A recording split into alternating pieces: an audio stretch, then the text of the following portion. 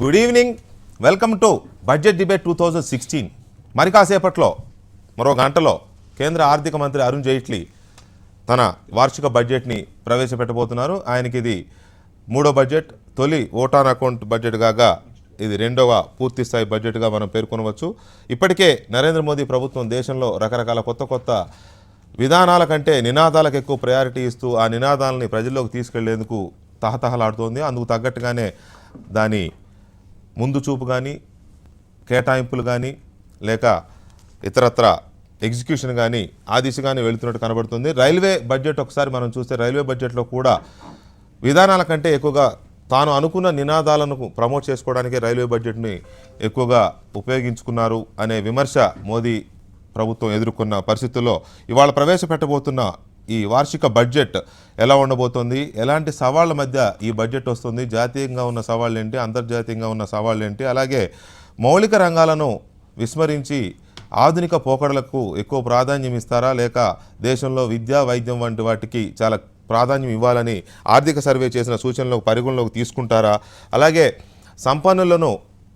సంపన్నులపైన మరింతగా పన్నులు ఎక్కువ వేసి రాబిన్హుడ్ టెక్నాలజీని తీసుకుంటారా, రాబిన్హుడ్ ట్యాక్స్ విధానాన్ని తీసుకుంటారా అనే చర్చ కూడా దేశంలో జరుగుతోంది. ఈ నేపథ్యంలో అరుణ్ జైట్లీ ఎలాంటి బడ్జెట్ను ప్రవేశపెట్టబోతున్నారు, ఏ వర్గాలకు ఎలాంటి ప్రయోజనాలు చేకూర్చబోతున్నారు అనేది చాలా కీలకమైన చర్చ. ఈ చర్చలో ఇవాళ ముందుగా Hans India and HMT editor in chief professor Nageshwar గారు, అలాగే భారతీయ జనతా పార్టీ అధికార ప్రతినిధి కృష్ణసాగర్ గారు మనతో ఉన్నారు. మరికొంతమంది ఎక్స్పర్ట్స్ అండ్ పొలిటీషియన్స్ కూడా మనతో ఇవాళ మధ్యాహ్నం వరకు డిబేట్లో పాలు పంచుకొని బడ్జెట్ని విశ్లేషించే ప్రయత్నం చేద్దాం. ముందుగా నాగేశ్వర్ గారు, ఒక్కసారి మనం రైల్వే బడ్జెట్ని చూసినట్లయితే విధానాల కంటే నినాదాలకు ఎక్కువ ప్రయారిటీ ఇచ్చుకున్నారు, వాటిని ప్రమోట్ చేసుకునే ప్రయత్నం చేశారు. అది స్వచ్ఛ భారత్ అని ఇంకోటని రకరకాలుగా. ఇప్పుడు చాలా ఉన్నాయి వీళ్ళకి, మేక్ ఇన్ ఇండియా అని, స్టార్టప్లని, ఇట్లా చాలా ఉన్నాయి. ఆయన పెట్టుకున్న నినాదాలు, జనధన్ అని, ఆయన మానస పుత్రికలు. సో వీటికి ప్రయారిటీ ఇస్తారా, ఆర్థిక సర్వే చెప్పిన ప్రకారం మానవ వనరులు, వైద్యం, ఇటువంటి ప్రజలకు అవసరమైన కనీస హక్కులు అని మనం అంటాం, వాటికి ప్రయారిటీ ఇస్తారా? విధానాలని కూడా నినాదాలుగా చెప్పచ్చు, నేరం కాదు కదా. ఇప్పుడు we're living in the world of branding and marketing. రాజకీయాలు కూడా ఒక మార్కెటింగ్ చేసుకోవాలి. అల్టిమేట్లీ 120 కోట్ల మంది ప్రజలకు ప్రధానమంత్రి తనను తాను మార్కెటింగ్ సేల్ చేసుకోవాలి. అందులో భాగంగా నినాదాలు ఇవ్వడం పెద్ద నేరము కాదు, తప్పు కాదు. అందువల్ల నినాదాల గురించి నాకు పెద్ద ఆందోళన లేదు. మౌలికంగా బడ్జెట్ ఏంటంటే కొన్ని ఆర్థిక విధానం, చాలామందికి ఒక రాంగ్ నోషన్ ఏముంటుందంటే బడ్జెట్ అంటే రెవెన్యూ అండ్ ఇన్కమ్ అని, ఇట్స్ ఏ బ్యాలెన్స్ షీట్ అని. కానీ బడ్జెట్ అనేది ఒక అకౌంటెంట్ పర్స్పెక్టివ్తో ఎప్పుడూ చూడకూడదు. బడ్జెట్ని చూడాల్సింది ఏంటంటే ఒక సోషల్ డాక్టర్, మోర్ ప్రిసైజ్లీ ఒక పొలిటికల్ ఎకానమీ పర్స్పెక్టివ్లో చూడాలి. దీనికి దేశం ఎదుర్కొనే మౌలిక సమస్యలు ఏంటి, ఈ సమస్యలకు బడ్జెట్ కేటాయింపుల ద్వారా, విధానాల ద్వారా పరిష్కారాలు ఏం చెప్తుంది. ఆ చెప్తున్న పరిష్కారాన్ని నినాదంలాగా చెప్పుకోవచ్చు, తప్పలేదు. ఇప్పుడు ఉదాహరణకు 1,16,00,000 మంది భూమి లేని వ్యవసాయ కూలీలున్న ఉమ్మడి ఆంధ్రప్రదేశ్ రాష్ట్రంలో ఎన్టీ రామారావు అధికారంలోకి వచ్చి వారి ఆహార భద్రతను తీర్చాలి అనే ఒక విధానాన్ని పెట్టుకొని దాన్ని ₹2 కిలో బియ్యం నినాదంగా మార్చి అమలు చేశాడు, తప్పేం లేదుగా. అందువల్ల మనము ఇక్కడ మౌలికమైన సమస్యలు ఏంటి అనుకున్నప్పుడు, ఒకటి వృద్ధి రేటు 7-7.5% ఉంది అని ఆనందపడుతున్నాం. కొంతవరకు తప్పలేదు, ఆనందపడవచ్చు. ఎందుకంటే యూరోప్ 0 గ్రోత్ రేట్లో ఉంది, అమెరికా 2% అరౌండ్లో ఉంది. కానీ ఇందులో 2 లొసుగులు ఉన్నాయి. ఒకటి ఏంటంటే మార్చిన మెథడాలజీ వల్ల ఇది 7.5% అయింది, లేకపోతే అరౌండ్ 6.5 ఉంటుంది. అయినా కూడా అది బెటరే. కానీ అగ్రికల్చర్ ఇప్పటికీ 2% గ్రోత్ రేటే ఉంది. లాస్ట్ ఇయర్తో పోలిస్తే 1%తో పోలిస్తే మెరుగ్గా ఉంది. అందువల్ల ఆర్థిక సర్వేలో కూడా చెప్పారు అగ్రికల్చర్ ఏందని. సర్దార్ పటేల్ గారు అంటారు, India is only one culture, that is agriculture అని. నెహ్రూ గారు అంటారు, anything else can wait but not agriculture అంటారు. ఏదైనా ఆగుతుంది, వ్యవసాయం కాదు. అన్ఫార్చునేట్లీ మన దేశంలో వ్యవసాయమే ఆగింది. ఇప్పుడు 3 పంచవర్ష ప్రణాళికలు తీసుకుంటే 9, 10, 11, 4% టార్గెట్ పెట్టుకుంటే ఏనాడు రీచ్ కాలే. ఇప్పటికి కూడా మనం 2%లో ఉన్నాం. అందువల్ల వ్యవసాయానికి ఈ బడ్జెట్ ఏం చేస్తుంది? కేటాయింపులు ఒకటే కాదు, కేటాయింపులు ఉండొచ్చు. ఆఫ్ లేట్ ఏమైందంటే మన దేశంలో బడ్జెట్ కాన్సెప్ట్ మారిపోయి బడ్జెట్ అనేది ఎకనామిక్ పాలసీ ఇన్స్ట్రుమెంట్స్ను ముందు పెట్టడానికి కూడా ఒక వేదిక అయింది. ఎందుకంటే మీడియా వచ్చాక అది కూడా ఒక ఇంపార్టెంట్. ఇక రెండవది మన గ్రోత్ రేటుకు ఒక మేజర్ ఛాలెంజ్. మీరు అగ్రికల్చర్ అన్నారు కాబట్టి అగ్రికల్చర్కి వీళ్ళు ఇస్తున్న ప్రయారిటీ కానీ అలొకేషన్స్ కానీ ఎలా ఉంటున్నాయి? అంటే అగ్రికల్చరు మన దేశంలో స్టేట్ సబ్జెక్ట్. అవును. సెంట్రల్ గవర్నమెంట్ బ్రాడ్ డైరెక్షన్ వేస్తుంది తప్ప ప్రతి ఒక్కటి చేయదు. కానీ కొన్ని మనం ఆశించవచ్చు. ఇప్పుడు minimum support prices, price stabilisation fund, long term agricultural research, ఇలాంటి కొన్ని ఆశించవచ్చు. మనం ఇప్పుడు కేటాయింపులోకి ఇప్పుడు వెళ్ళాం, ఎందుకంటే బడ్జెట్ గంట సేపట్లో ఉండగా మనం మాట్లాడకూడదు. ఏం చెయ్యాలని మాత్రమే చెప్పగలం తప్ప ఏం చేస్తుంది అనే దానిపైన కామెంట్ చేయడం న్యాయం కాదు. ఇక రెండవది ఏంటంటే మనకు గ్లోబల్ గ్రోత్, ప్రపంచవ్యాప్తంగా మనకు ఒక అననుకూల పరిస్థితులు ఉన్నాయి. దీనివల్ల external environment is very bad. ఎట్లా బ్యాడ్ అంటే, ఒకటి, ప్రపంచ వృద్ధి రేటు ఇంకా దెబ్బతినింది. రెండు, మన చుట్టూ ఆసియా ఖండంలో ముఖ్యంగా చైనాలో డిజలరేషన్, ఎకానమీ తిరోగమనంలో ఉంది. వాళ్ళ కరెన్సీ తగ్గుతుంది. టోటల్గా ఏషియన్ కరెన్సీస్ రీవాల్యుయేషన్ అవుతుంది. అందుకే మన రూపాయి మీరు దారుణంగా పడిపోతుంది. సో ఈ ఎక్స్టర్నల్ ఎన్విరాన్మెంట్ వల్ల ఎక్స్పోర్ట్స్ బాగా దెబ్బతింటున్నాయి. ఇవాళ మన అదృష్టం బాగుండి ఆయిల్ ప్రైసెస్ తక్కువ ఉన్నాయి కనుక మన కరెంట్ అకౌంట్ డెఫిసిట్ అంటారు. అంటే ప్రస్తుత ఖాతాల లోటు. అంటే ఒక రోజు నువ్వు సంపాదించే డాలర్ లేనిది ఒక రోజు నువ్వు ఖర్చు పెట్టే డాలర్ల మధ్య తేడాను కరెంట్ అకౌంట్ డెఫిసిట్ అంటారు. ఇది ఒక దశలో 4% మించిపోయింది. 2% మించకూడదు. ఇవాళ తగ్గింది ఎందుకు అంటే ఆయిల్ ప్రైసెస్ తగ్గడం మన అదృష్టం. కానీ ఈ లగ్జరీ ఆఫ్ లో ఆయిల్ ప్రైసెస్ ఎంతకాలం ఉంటుందో మనకు తెలియదు. అందువల్ల ఈ ఎక్స్టర్నల్ ఎన్విరాన్మెంట్లో ఇంకా మనము ఫారిన్ క్యాపిటల్, ఫారిన్ డిమాండ్ పైనే ఆధారపడతామా, లేదా దేశీయ సేవింగ్స్, దేశీయ పెట్టుబడులు, దేశీయ మార్కెట్? భారతదేశానికి ఉన్నటువంటి 3 లక్షణాలు, త్రిమూర్తులు అంటారు. ఒక రకంగా ఏంటంటే, ఒకటి డొమెస్టిక్ సేవింగ్స్, దేశ ప్రజల సేవింగ్స్, అందులో హౌస్ హోల్డ్ సేవింగ్స్, నాలాంటి వాళ్ళు మిగుల్చుకున్న డబ్బు. 2, దేశీయ పెట్టుబడులు. ఈ సేవింగ్సే బ్యాంకుల్లో డిపాజిట్లై ఇన్వెస్ట్మెంట్లుగా మారుతాయి. 3వది దేశీయ మార్కెట్. ఇది 120 కోట్ల మంది మార్కెట్. ప్రతి ఒక్కరు సెల్లు కొంటే 120 కోట్ల సెల్లు అమ్ముతాయి మన దగ్గర. సో ఈ మూడింటిని ఇండియా రేపు బడ్జెట్లో ఎలా స్ట్రెంథన్ చేసుకుంటావు? ఇప్పుడు ఎకనామిక్ సర్వేలో చెప్పారు, ఫారిన్ డిమాండ్ పెద్దగా ఉండకపోవచ్చు, డొమెస్టిక్ డిమాండ్ను పెంచుకోవాలి అని ఎకనామిక్ సర్వే చెప్పింది. నేను చెప్పేది కూడా కాదు. కానీ మన గత బడ్జెట్లు తీసుకుంటే 20 ఏళ్ళుగా విదేశీ పెట్టుబడిదారులు మనల్ని చూస్తున్నారనే మొదలుపెట్టేవాడు ఆర్థిక మంత్రి. దేశ ప్రజలు చూస్తున్నారు మొదలుపెట్టాడు. భారతదేశం ప్రజలు చూస్తున్నారని చెప్పేవాడు కాదు, విదేశీ పెట్టుబడిదారులు చూస్తున్నారు మొదలుపెట్టాడు. ఇప్పుడు కూడా ఎకనామిక్ సర్వే అట్లా చెప్పినా కూడా వీళ్ళ చూపు ఎలా ఉంటుందో చూడాలి. విదేశీ మదుపుదారులు, అది చూడాలి. ఫారిన్ ఇన్వెస్ట్మెంట్ వద్దని కాదు, కానీ డొమెస్టిక్ డిమాండ్, డొమెస్టిక్ ఇన్వెస్ట్మెంట్ ఎట్లా చేయాలి? ఎందుకంటే కార్పొరేట్ ప్రాఫిటబిలిటీ బాగా దెబ్బతిని ఉన్నది. అంటే మన పారిశ్రామికవేత్తల లాభదాయకత దెబ్బతిని ఉన్నది.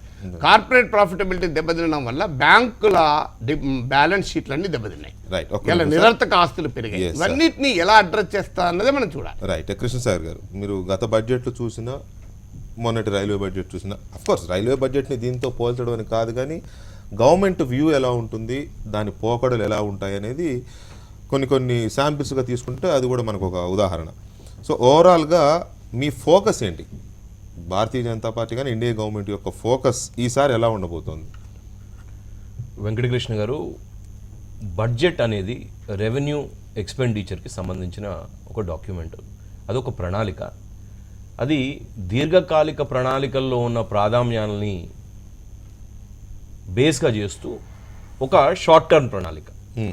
అంటే ఒక సంవత్సరం కోసం ఖర్చు ఎంత, రాబడి ఎంత, అంటే ఎక్స్పెండిచర్ ఎంత, రెవెన్యూ ఎంత, తర్వాత ఏ ఏరియాలలో మనం ప్రాధాన్యాలు, అంటే భారతీయ జనతా పార్టీ నడిపిస్తున్న భారత ప్రభుత్వం ఈరోజు ఏ ఏరియాస్కి ప్రాధాన్యత ఇవ్వబోతా ఉన్నది, అలొకేషన్స్ దేనికి చేయబోతా ఉన్నది అన్నదాన్ని మనం ఒక డాక్యుమెంటరీ సిస్టంలో చూసినప్పుడు దాన్ని మనం బడ్జెట్గా చూసుకుంటాం. ఎవ్రీ ఆర్గనైజేషన్, ఇప్పుడు భారత గవర్నమెంట్ చాలా పెద్ద ఆర్గనైజేషన్, దాన్ని చిన్నగా చేయడానికే ప్రయత్నం జరుగుతూ ఉన్నది.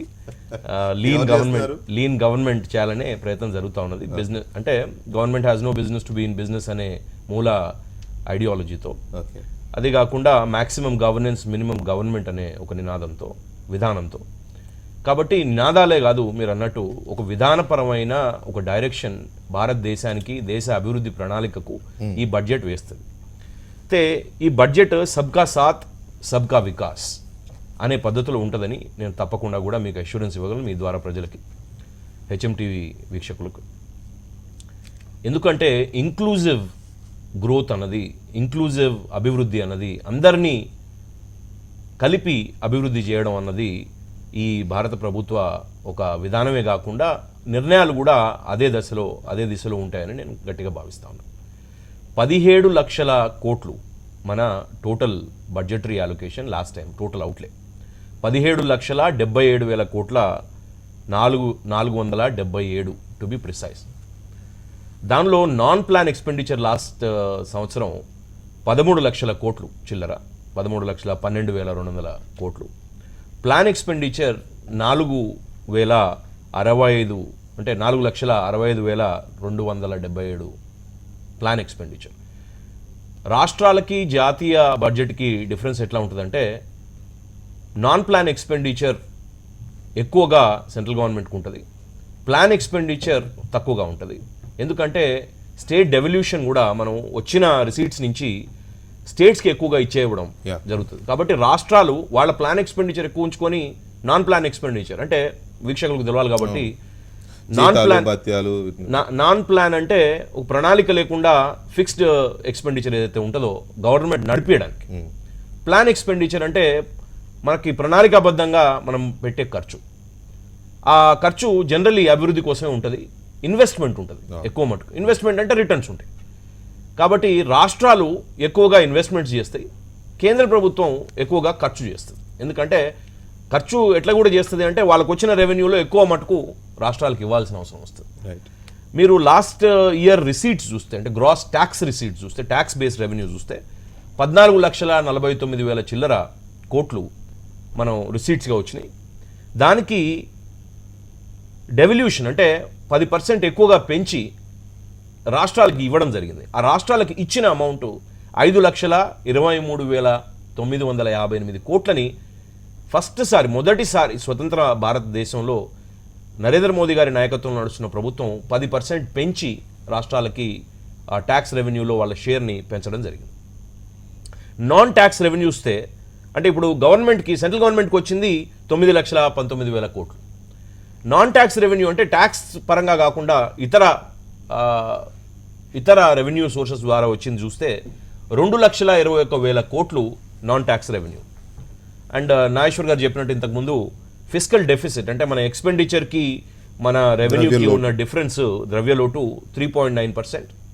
వారు ఒక 2% అంటే ఒక 0.2%ని తగ్గిద్దామనే ప్రయత్నం జరిగింది లాస్ట్ టార్గెట్. కొంచెం తక్కువలోనే ఎండ్ అవుతా ఉన్నాం. రెవెన్యూ డెఫిసిట్ 2.8% ఈరోజు అగేన్స్ట్ జీడిపి అంటే జీడిపితో రెవెన్యూ పర్సెంట్ చూస్తే 2.8% రెవెన్యూ డెఫిసిట్ మనకి ఈరోజు భారతదేశంలో ఉంది. అయితే రెండు విషయాలు, ఈ మాన్సూన్ చాలా బాగుండే ఛాన్సెస్ ఉన్నాయి. మెట్రలాజికల్ డిపార్ట్మెంట్ చెప్తా ఉన్నది రాబోయే మాన్సూన్ క్రాప్ సీజన్. కాబట్టి అదే కాకుండా ఇంకో ప్రమాదం కూడా ఉంది, లెనినో ఉండే అవకాశం ఉందని అంటున్నారు. ఇప్పటివరకు డ్రాట్ ఉంది కదా, మళ్ళీ ముందు మనకి కొంచెం అతివృష్టి ఉండే అవకాశం ఉందనే భయం కూడా ఉంది. ఇప్పటి వరకు ఉన్న రిపోర్ట్స్తో, మెట్రలాజికల్ రిపోర్ట్స్తో మనకి రాబోయే సీజన్ చాలా బాగుంటుంది, వర్షాలు కరెక్ట్గా పడతాయి అనే ఇన్పుట్స్ ఉన్నాయి. కాబట్టి ఫోకస్ అంటే దానికోసమే కాదు, దీర్ఘకాలిక ప్రణాళికలో కూడా జీడిపి కాంట్రిబ్యూషన్ అగ్రికల్చర్ తగ్గిపోతా ఉంది కాబట్టి దాన్ని పెంచే విధంగా, అదే కాకుండా at the bottom of the pyramid ప్రజలు ఎక్కువ వాళ్ళని చైతన్యవంతులను చేయాల్సిన అవసరం అది చాలా ఇమ్మినెంట్గా ఉన్నది. భారతదేశ గ్రాస్ డొమెస్టిక్ ప్రోడక్ట్ని కాంట్రిబ్యూషన్ మనకి మ్యాసివ్గా అగ్రికల్చర్ నుంచి తీసుకురావాల్సిన అవసరం ఉన్నది. అంటే అది స్టాగరింగ్గా పడిపోయింది, అదే స్టాగరింగ్గా గ్రో కావాల్సి ఉంటుంది, సడన్గా ఏం రాదు. కానీ ఇన్వెస్ట్మెంట్స్ ఆ ఏరియాలో చేయాల్సి ఉంది. కాబట్టి బడ్జెట్ రాకముందే నేను మీకు చెప్పగలుగుతాను, మీరు చూస్తారు బడ్జెటరీ అలొకేషన్స్ ఇరిగేషన్లో, బడ్జెటరీ అలొకేషన్స్ అగ్రి ప్రాసెసింగ్లో, బడ్జెటరీ అలొకేషన్స్ ఫార్మ్ కమ్యూనిటీ మేనేజ్మెంట్లో, కోఆపరేటివ్స్లో, బడ్జెటరీ అలొకేషన్ మొత్తం వ్యవసాయ సంబంధిత బడ్జెటరీ అలొకేషన్ పెద్ద ఎత్తున పెరుగుతాయి. ఇది యాక్సిడెంటల్ కాదనుకుంటా. నిన్న కూడా ప్రైమ్ మినిస్టర్ అగ్రికల్చర్ గురించి ఎక్కువ మాట్లాడారు, చాలా ఎక్కువ మాట్లాడారు అగ్రికల్చర్ గురించి. ఫార్మర్స్ ఎలా స్ట్రగుల్ అవుతున్నారు దేశంలో, దీన్ని తీసుకెళ్లాలి, 2022 నాటికి వాళ్ళ ఆదాయం రెట్టింపు చేయాలి అనే ఒక కాన్సెప్ట్ని ఆయన అనౌన్స్ చేశాడు. అట్లాగే లేటెస్ట్గానే కదా క్రాప్ ఇన్సూరెన్స్ స్కీమ్ను కూడా కొత్త స్కీమ్ని తీసుకొచ్చి చాలా చేశారు. సో మీరు అన్నట్టు అగ్రికల్చర్ అంటే మీ ద్వారా ప్రజలకు ఒక విషయం తెలవాల్సింది ఏంటంటే, అంటే అనాదిగా మన స్వతంత్ర భారతదేశంలో ఒక తప్పు జరుగుతూ ఉన్నది. దానిలో మేము ఒక 6 సంవత్సరాలు ఇంతకుముందు కూడా పాలించాం కాబట్టి మాది కూడా దానిలో తప్పు ఉండొచ్చు. అంటే అగ్రికల్చర్ని నిర్లక్ష్యం చేయడం అన్నది ఒక మెథాడికల్గా అది నడిచింది. కాబట్టి ఈరోజు జీడిపి కాంట్రిబ్యూషన్ తగ్గింది. ఇప్పుడు మనకి ఒక పెద్ద లెసన్ ఏమొచ్చింది అంటే, ఒక పెద్ద పాఠం ప్రపంచ వ్యాప్తంగా ఉన్న వాణిజ్య సముదాయాల పడిపోవడం కానివ్వండి, కానీ fall in the economy world over. ఈరోజు మనకి ఆప్షన్స్ ఎక్కువ లేవు. డొమెస్టిక్ డిమాండ్ని పెంచుకోవాలంటే అగ్రికల్చర్ ఇస్ ద బేస్. ఇప్పుడు భారతీయుల చేతికి స్పెండింగ్ కేపబిలిటీ, వాళ్ళ స్పెండింగ్ కేపబిలిటీ పెరగాలంటే వ్యవసాయం పెరగకపోతే కేపబిలిటీ కాబట్టి డొమెస్టిక్ డిమాండ్ ని రోబస్ట్ గా పెంచాలనే క్రమంలో భారత ప్రభుత్వం ఈ రోజు కొన్ని నిర్ణయాలు వ్యవసాయానికి, అంటే ఇది ఏదో వన్ ఆఫ్ ద కైండ్ నిర్ణయం కాకుండా ఇదే కంటిన్యూటీగా ఒక ప్రిన్సిపల్ పరంగా, విధాన పరంగా ఈసారి నుంచి అన్ని బడ్జెట్లో కూడా అగ్రికల్చర్కి, వ్యవసాయానికి, వ్యవసాయదారుడికి, వ్యవసాయ సంబంధిత బిజినెస్లకి పెద్దపీట వేయనున్నాం. రైట్, మనతో వాసుదేవన్ అయ్యర్ గారు, Knight Frank director and business expert join అయ్యారు. అయ్యర్ గారు good morning and welcome to our studios. ఇక్కడ అంత ట్యాక్సేషన్ చుట్టూ తిరుగుతుంది బడ్జెట్. ఎందుకు అని అంటే నిజానికి ఎకనామిక్ సర్వే కూడా దాని గురించి స్ట్రెచ్ చేసింది. ప్రత్యేకించి కార్పొరేట్లకు ఇచ్చే ట్యాక్స్ డిడక్షన్స్ బాగా తగ్గించాలి, 30% నుంచి 25% తగ్గించాలి అనేది ఒకటి. తర్వాత వీళ్ళకి ఇచ్చే ఈ రాయితీలు ఉన్నాయి కదా, వాటిని బాగా తగ్గించాలి అనేది. అట్ ది సేమ్ టైం ఎప్పుడు ఉన్నట్టుగానే ఈ ఎంప్లాయీస్ కానీ, లేకపోతే కాస్త middle class, above middle class వాళ్ళు ట్యాక్స్ ఎగ్జామ్షన్స్, ఆ బేసిక్ లైన్ 2.5 lakhs నుంచి 4 lakhs అడిగేవాళ్ళు కొంతమంది ఉన్నారు, 5 lakhs అడిగేవాళ్ళు కొంతమంది ఉన్నారు. ఎవరి డిమాండ్ వారికి ఉంది. సో మీ ఎక్స్పెక్టేషన్స్ ఎలా ఉన్నాయి ఈసారి ట్యాక్సేషన్ సంబంధించి? లేకపోతే 86C కానీ 80C కానీ ఇటువంటి కొన్ని అంశాలు ఉన్నాయి కదా, ఎంతవరకు వాటి మీద అరుణ్ జైట్లీ కాన్సన్ట్రేట్ చేస్తారు? మా entire focus real estate angle నుంచి మనం చూసుకుంటే, today to see that real estate ఓవరాల్గా పికప్ అవ్వాలంటే ఎండ్ కన్జ్యూమర్స్ ఎవరందరూ ఇల్లు కొంటున్నారో వాళ్ళకి బెనిఫిట్స్ ఇవ్వాలి. So like how you said, కన్జ్యూమర్కి ఎండ్ కన్జ్యూమర్ అదే మీ client. At the end of the day నేను కూడా కన్స్యూమర్, మీరు కూడా కన్స్యూమర్ అండి. మీరు కూడా ఇల్లు కొంటారు, నేను కూడా ఇల్లు కొంటారు. So at the end of the day employee class వాళ్ళందరికీ if you're going to be showing some kind of motivation అంటే అప్పుడే వాళ్ళు they will move forward and they will take it. ఈ రోజు మన రియల్ ఎస్టేట్ అంటే, because I'm real estate expert, I will speak lot more about real estate అండి. So real estate angle నుంచి మనం చూసుకుంటే ఈరోజు మన commercial real estate is picked up అండి when compare to what it was before. ముందంటే 3.5 million square feet year on year absorb చేస్తుండే, when compare to Bengaluru లాంటి city which is about 9 to 11 million square feet absorption year on year.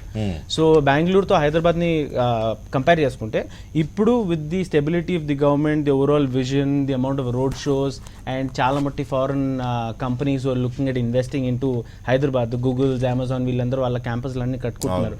So దానివల్ల ఏంటంటే they will be definitely betterment in the overall job scenario. Correct. Job scenario పెరిగితే there'll be lot of migrants will come in. So ఈ రోజు migrants వస్తున్నారంటే top 7 cities నుంచి వాళ్ళు హైదరాబాద్కి ఈ రోజు వస్తున్నప్పుడు they will look from an angle saying that మన cost for a house residential ఎంత ఉందనేసి. సో ఒక ముంబైతో పోల్చుకుంటే ఓ 10,000 నుంచి 20,000 రూపీస్ per square feet వాళ్ళకి కామన్ సైట్. మన హైదరాబాద్లో 3,000 to 3,500 to about 4,500 is a common site.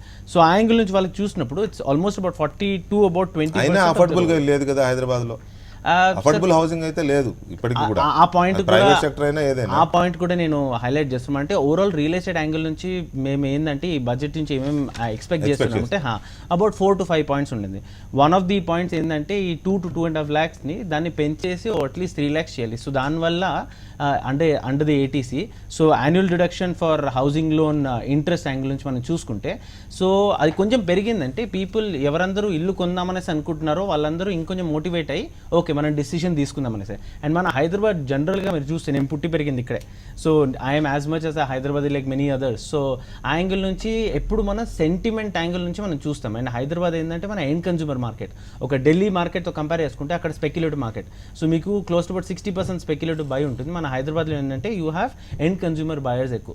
So దానివల్ల so these end consumers will be motivated to go and get in to loan and then ఇల్లు కొనడానికి they will be lot more motivated. So from the union budget we're expecting that they will be increase from about 2.5 lakhs going all the way till about 3 to 4 lakhs like how you said. So that way ఆ motivation. So వాళ్ళు కోరుకుంటున్నట్టుగానే మీరు కూడా కోరుకుంటున్నారు అక్కడ దాకా వెళ్ళాలి. So ఆ angle నుంచి అది పెరిగిందంటే మోటివేషన్ ఉంటుంది. మోటివేషన్ ఉన్నప్పుడు ఇంకా ఇల్లు కొనడం అవుతుంది. సో ఈ రోజు ఉంటాయి కాబట్టి ఎగ్జామ్షన్స్ ఉంటాయి కాబట్టి మీరు ఎక్స్పెక్ట్ చేస్తున్నారు. కరెక్ట్. అండ్ ఇంకోటి విత్ రిగార్డ్స్ టు మనం if you're looking at the last year budget focus ఏముండే అంటే రియల్ ఎస్టేట్ యాంగిల్ నుంచి హౌసింగ్ ఫర్ ఆల్ అనేసి కాన్సెప్ట్ పైన చాలా మట్టు ఫోకస్ ఉండే.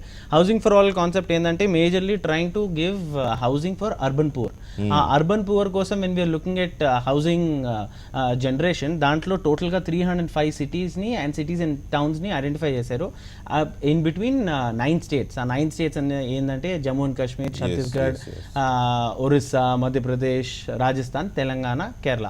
సో దీంట్లో మనకు టోటల్గా 34 టౌన్స్ అండ్ సిటీస్ మన తెలంగాణలో ఐడెంటిఫై చేశారు. Hyderabad, Karimnagar, and then you talk about Medak, Bodhan and few others. So ఈ ఎంటైర్ కాన్సెప్ట్లో ఏమవుతుందంటే వాళ్ళు between 1 lakh to 2.3 lakhs rupees వరకు సెంటర్ నుంచి I mean they are going to be giving support to economically weaker section people. So ఈ entire concept అంతా plan చేశారు. They also went to an extent saying that technical submission ఒకటిని setup చేసి దానివల్ల మన developers ఈ entire model ఏంటంటే PPP model కింద ప్లాన్ చేసి పబ్లిక్ అండ్ ప్రైవేట్ పార్ట్నర్షిప్తో చేద్దామనేసి. సో దాంట్లో ల్యాండ్ని బేస్ పెట్టేసుకొని the developers will start Nageshwar గారు, నిజానికి వాళ్ళ ఇండియన్ ఎకానమీలో కానీ లేకపోతే ఇండియన్ బిజినెస్ దీంట్లో రియల్ ఎస్టేట్ చాలా కీ రోల్ ప్లే చేస్తూ ఉంది. ప్రత్యేకించి నరేంద్ర మోడీ గవర్నమెంట్ వచ్చిన తర్వాత ఈ స్మార్ట్ సిటీస్ అని, అట్లాగే అమృత్ నగరాలని, వీటితో పాటు రూరల్ అండ్ అర్బన్ అనే ఒక కాన్సెప్ట్ ఒకటి తీసుకున్నారు. దీంతో ఏమవుతుందంటే అర్బనైజేషన్ పెరుగుతున్నందువల్ల ఈ రియల్ ఎస్టేట్ వ్యాపారం కూడా చాలా ఊపుగా సాగుతున్న పరిస్థితి.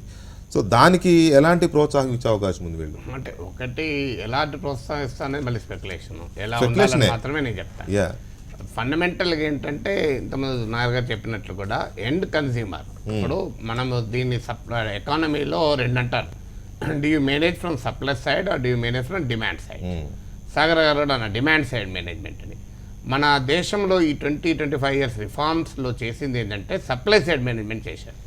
అంటే ఇప్పుడు రియల్ ఎస్టేట్ కిక్ స్టార్ట్ కావాలి, ఏం చేయాలి? రియల్ ఎస్టేట్ కంపెనీలకు రాయితీలు ఇవ్వాలా, లేకుంటే ఇల్లు కొనేవాడికి రాయితీలు ఇవ్వాలా? మాలాంటి వాళ్ళం 25 ఏళ్ళుగా చెప్తున్నాం, అయ్యా రియల్ ఎస్టేట్ కంపెనీలకు రాయితీలు ఇస్తే అందులో మంచోడు ఉంటాడు, చెడ్డోడు ఉంటాడు, ఇల్లు కట్టకుండా సంపాదించాలనుకునేటోడు ఉంటాడు. మీరు ఒక ఇల్లు కొనేవాడికి రాయితీ ఇస్తే వద్దన్నా మంచి కంపెనీలు బాగుంటాయి, వద్దన్నా మంచి కంపెనీలు ఆటోమేటిక్గా డిమాండ్ క్రియేట్ అయితే ఆటోమేటిక్గా ఇప్పుడు ఒక మంచి రియల్ ఎస్టేట్ కంపెనీ ఏం కోరుకుంటుంది? నాకు ట్యాక్సులు తగ్గాలని కోరుకోవద్దు. ఎస్, నాకు 10 మంది కొనాలి, 10 మంది కొనేది 20 మంది కొన్నారు అనుకోండి ఉదాహరణకు, ఆటోమేటిక్గా ట్యాక్స్ కట్టుకోగలుగుతారు. సమస్య 20 మంది కూడా డిఫాల్ట్ అవ్వకుండా ఉండాలని, డిఫాల్ట్ అంటే ఆటోమేటిక్గా ఉండకుండా ఉండాలి. అది కూడా ఇష్టమైనట్టు. అమెరికాలా కాదు కదా. అమెరికాలో ఏంటంటే అది ఆర్టిఫిషియల్ హౌసింగ్ బబుల్ క్రియేట్ చేశారు. మన దేశంలో ఇంకా దశకు రాలేదు. అందువల్ల ఎండ్ కన్స్యూమర్కి వాళ్ళు ముఖ్యంగా lower middle class and middle class. ఇప్పుడు కూడా మన దగ్గర అప్పర్ క్లాస్ హౌసింగ్కు కన్నా లోయర్ మిడిల్ క్లాస్కు హ్యూజ్ డిమాండ్ ఉంది. ఎందుకంటే అర్బనైజేషన్ నిజమే. ఇప్పుడు ఆల్రెడీ తమిళనాడు, కేరళ లాంటి స్టేట్స్లో 50% దాటిపోయింది అర్బనైజేషన్. మన దగ్గర ఇంకా అరౌండ్ లిటిల్ ఓవర్ 30% ఉంది. అందువల్ల ఈ కింది సెక్టార్కి, ఎందుకంటే ఒక ఇల్లు కడితే డిమాండ్ ఒక పెయింటర్కి ఉంటుంది, ఒక మేసన్కి ఉంటుంది, ఒక స్టీల్ వర్కర్కి ఉంటుంది, ఒక సిమెంట్ వర్కర్కి ఉంటుంది, ఒక వుడ్ కార్పెంటర్కి ఉంటుంది. ఇలా కొన్ని వందల మందికి ఉపాధి దొరుకుతుంది. ఇప్పుడు 11th ప్లాన్లో కూడా చెప్పింది అంటే construction sector was a major provider. Of course అందులో ఒక ప్రాబ్లం ఉంది ఏంటంటే డ్యూరబుల్ క్వాలిటీ ఎంప్లాయ్మెంట్ ఉండదు, but still it creates employment.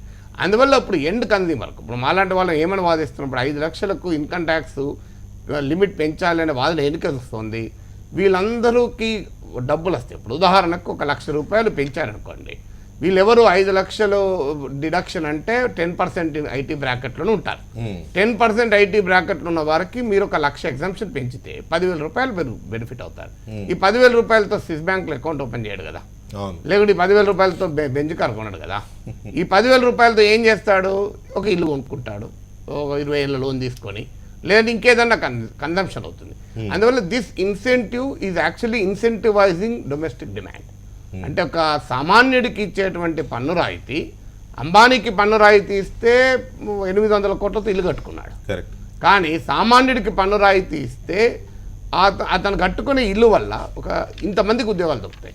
అందువల్ల మనం రాయితీ ఎవరికి ఇవ్వాలి అంటే taxation is also an instrument in the hands the government. ప్రభుత్వం చేతిలో ఉన్న ఒక పనిముట్టు. సమాజంలో ఒక డిజైరబుల్ ప్రొడక్షన్, డిజైరబుల్ డిమాండ్ను, డిజైరబుల్ సర్వీసెస్ కన్జంప్షన్ను మోటివేట్ చేయడానికి టాక్సేషన్ ఒక బెనిఫిట్. నీకు మందు మీద ట్యాక్స్ కన్సెషన్ ఇస్తే ఏ లాభం దానికన్నా? అవును. దానికన్నా నువ్వు ఫినాయిల్ మీద ఇవ్వు, పోనీ వాడు ఎక్కువ ఫినాయిల్ చల్లుకొని నీట్గా ఉంటాడు ఇంట్లో. అందువల్ల వాట్ యూ గివ్, అందువల్ల tax concessions for lower middle class and middle class for housing, అది ఎకానమీకి మంచిది, సమాజానికి మంచిది. ఇంకొకటి కూడా ఉంటుంది, ఒక ఇల్లు కట్టుకున్నవాడు అక్కడ ఆగడు, ఆ ఇంటి చుట్టూ పెట్టుబడి పెట్టుకుంటాడు. తన ఇల్లు అనేటువంటి ఒక సెక్యూరిటీ భారతీయ సంస్కృతిలో ఉండేటువంటి ఒక కల్చరల్ డైమెన్షన్ కూడా. అందువల్ల ఆ ఆనందంతో ఉంటాడు. అందువల్ల డెఫినెట్గా how do we incentivise production, how do we incentivise demand, domestic demand. ఈ దేశ ఆర్థిక వ్యవస్థను కాపాడేది దేశీయ డిమాండ్ మాత్రమే, మిగతా అన్ని అలంకారాలే. అవసరం కాదని ఎవరన్నా, ఖచ్చితంగా మన విదేశీ పెట్టుబడుల అవసరం, అన్ని అవసరమే. కానీ దేశీయ డిమాండ్ను పెంచడం ద్వారా 160 కోట్ల మంది భారత ప్రజల కొనుగోలు శక్తి పెంచడం ద్వారా మాత్రమే ఈ దేశంలో పరిశ్రమలు డెవలప్ అవుతాయి, రియల్ ఎస్టేట్ డెవలప్ అవుతుంది, సర్వీసెస్ డెవలప్ అవుతాయి, అన్నీ డెవలప్. అయ్యారు గారు స్ట్రైట్గా నాగేశ్వర గారు చెప్పినట్టు మీరు మీకోసం రిబేట్స్ కానీ మీకోసం కానీ రాయితీలు అడుగుతున్నారా, కన్జ్యూమర్ కోసం మీ కస్టమర్ కోసం అడుగుతున్నారా? మీ డిమాండ్స్ ఎలా ఉంది? టోటల్గా మా డిమాండ్స్ ఏవి అనుకుంటున్నామంటే ఓవరాల్ మన కన్జ్యూమర్ యాంగిల్ నుంచి అనుకుంటున్నాము.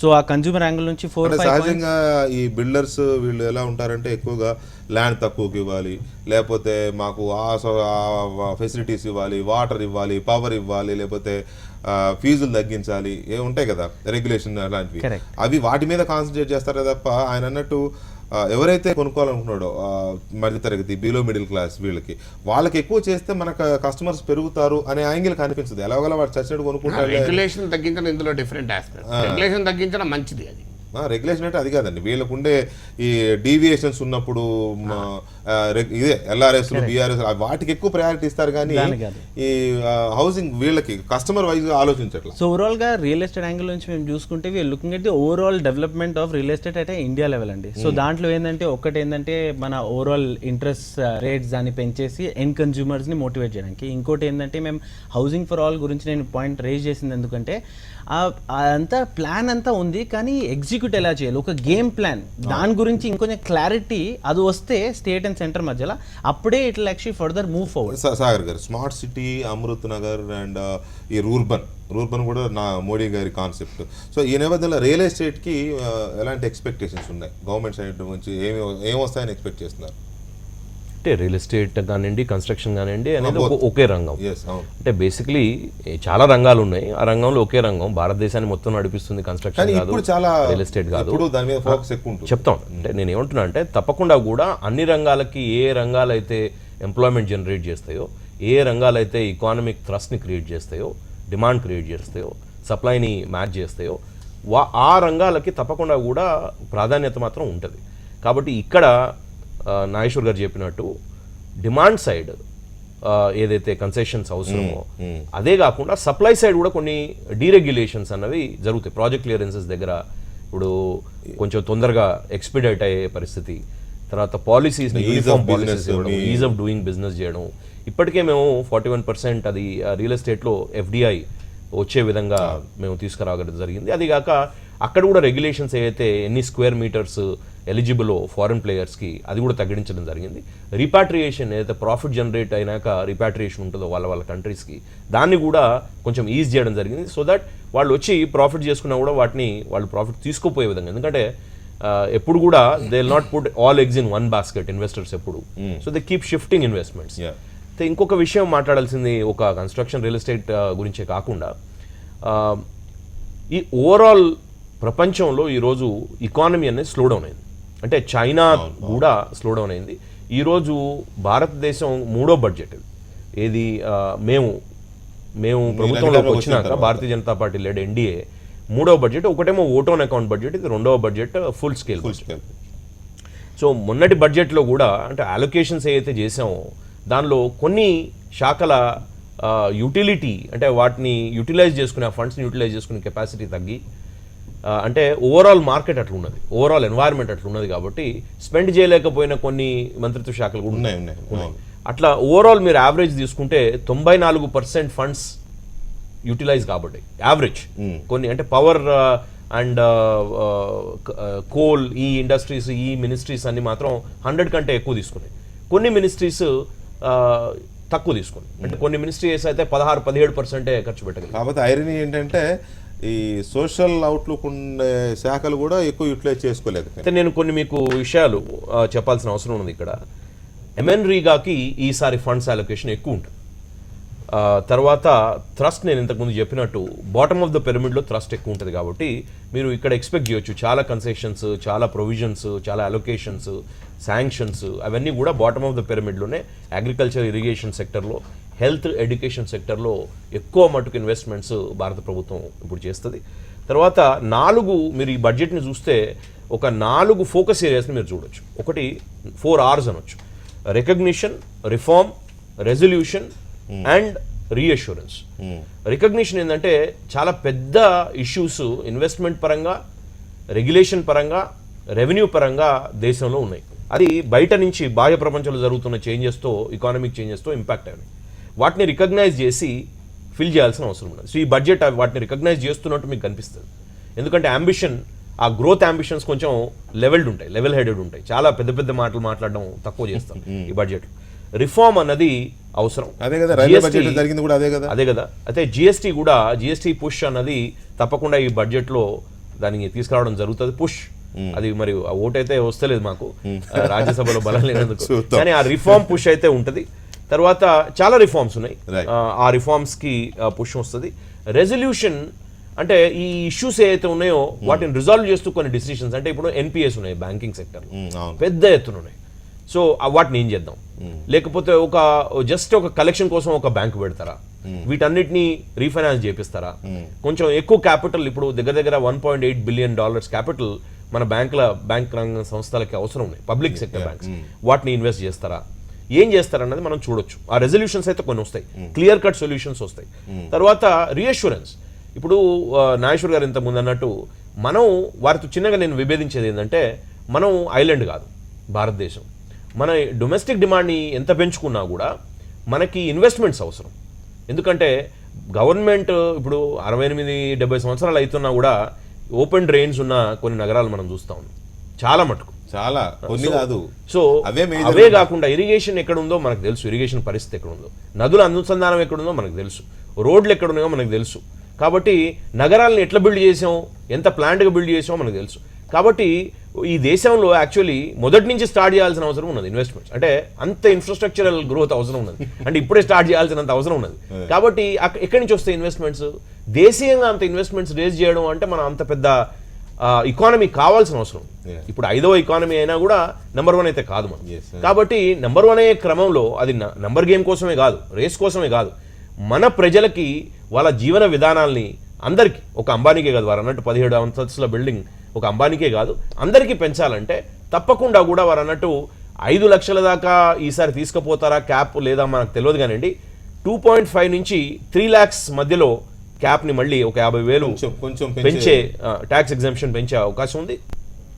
ఇక్కడ మిగిలిన మనీ ఎట్లయితే ఖర్చు పెడతారో, సిటిజన్స్కి మిగిలిన మనీ ఎట్లా ఏ విధంగా అయితే డిమాండ్ ఇంక్రీజ్ చేస్తుందో, అట్లాగే కార్పొరేట్లది ట్యాక్స్ కట్ మనీ ఏదైతే ఉంటుందో, ఇప్పుడు 30 నుంచి 25%, 23% అవుతుంది అది కార్పొరేట్ ట్యాక్స్, అది కూడా రీఇన్వెస్ట్ అవుతుంది. నేను వారిది అంటే మీ ద్వారా అందరికీ చెప్పేది ఏంటంటే, కార్పొరేట్ ట్యాక్స్ కాగానే అది ఇల్లు కట్టుకోవాలంటే ఇల్లు కట్టుకుంటారు, అది లేనిది కాదు, కానీ దాన్ని కూడా వాళ్ళు వేరే బిజినెసెస్ లో ఇన్వెస్ట్ చేసే ఆపర్చునిటీ. అంటే ఒకటి నేనన్నది డొమెస్టిక్ డిమాండ్, డొమెస్టిక్ ఇన్వెస్ట్మెంట్, దేశీయ పెట్టుబడులు ప్రధానంగా ఉంటూ విదేశీ పెట్టుబడులను అవసరమైన రంగాల్లో ఆహ్వానించాలి. సాగర్ గారు అన్నది కరెక్ట్, ఐలాండ్ కాదు కానీ అదే సమయంలో మునగద్దు కూడా మనం, అది రెండు ఉండాలి. అందువల్ల దేశీయ పెట్టుబడులు ప్రధానంగా ఉంటూ ఉండాలి ఒకటి. రెండవది, ఎందుకంటే విదేశీ పెట్టుబడులకు 2 సవాళ్ళు ఉన్నాయి. ఒకటి స్ట్రక్చరల్ సవాల్ ఏంటంటే అవి ఎంత వేగంగా వస్తాయో అంత వేగంగా పోతాయి కూడా. ఎక్కువగా portfolio investment, foreign institution investment ఎక్కువ వస్తుంది, FDI తక్కువ వస్తుంది మనకు. ఇంకోటి ఏంటంటే ప్రపంచ ఆర్థిక వ్యవస్థ సెంటర్ పెరిఫరీ, మనం అవునన్నా కాదన్నా అమెరికా, యూరోప్ ఇవి సెంటర్, మనం పెరిఫరీలు ఉన్నాం. మన దగ్గరకు వస్తాడు కానీ ఎప్పటిదాకా ఉంటాడు, మళ్ళీ ఆడ అమ్మ పిలిస్తే పోతాడు.